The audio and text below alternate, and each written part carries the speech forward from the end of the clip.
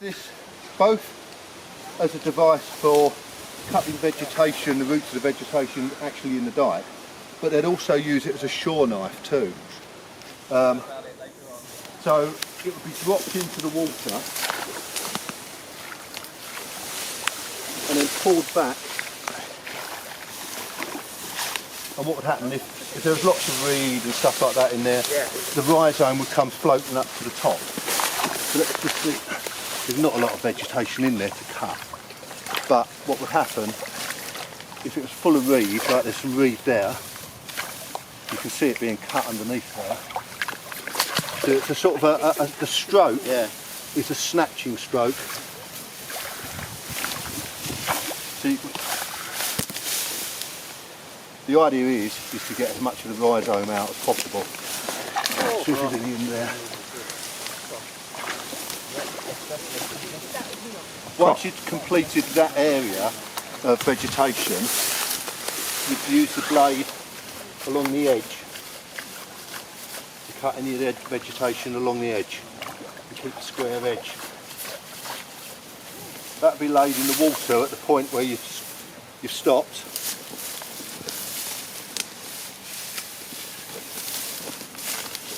Now someone who's really good with their Maig could cut it and flip it out.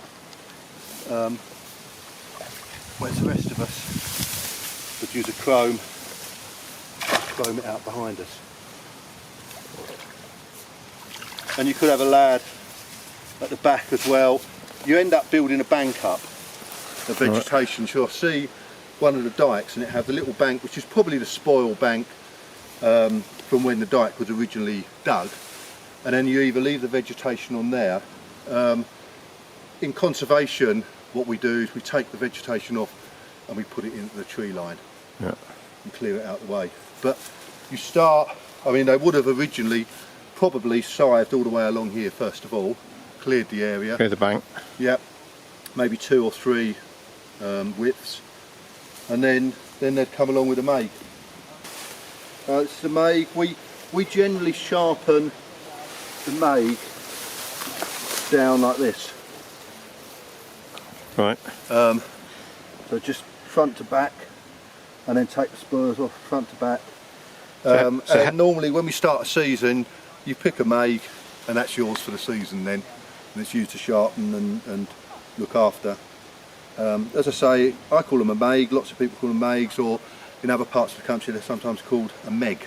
So how would you spell that? Good question. I'll get back to you on that one, Richard. Right. So it's got a plain long shaft. Yes. And then the blade is at quite an open angle because of the way you hook through. Yep. Yeah. And that actually is probably a short handle. Yeah. They normally have them quite a bit longer. So the idea being is you can actually get to the other side of the dike. In fact, I could feel the roots cutting in that there. Yeah. So. Yeah. And that would be the sort of thing you're cutting, the rhizome. Rhizome underneath. With the reed. Cool. And you can see that's where it's cut it, at the base of the rhizome there. Yeah. So this, even when, I mean, obviously, even if they're a little bit blunt, if you're going through reed rhizome, it's that sort of snatching action that just cuts it and brings it out of the sediment. Yeah. And this is a lot more sympathetic to the dikes, I think. And the other thing is, this is more biologically sound, because where we've had diggers in to do dikes, one, they take the whole lot out, which some species, particularly things like water soldier, that doesn't have its seed isn't viable in this country, so it always spreads vegetatively. I've never had, I always have a problem saying that. But, so the material that we take out of the dike, that's out, and things like water soldier often don't survive work by a digger. Right. The other thing is biosecurity, because the diggers, when we've had diggers in at sensitive dikes, all of a sudden you've got things like cressula and grass buttonweed and parrot's feather and all sorts of things. So if you've got these diggers moving all over the Broads, personally I don't think they're very good for biosecurity. So precious places like this, we've continued using Maigs and chromes. So often would a dike like this need cleaning out?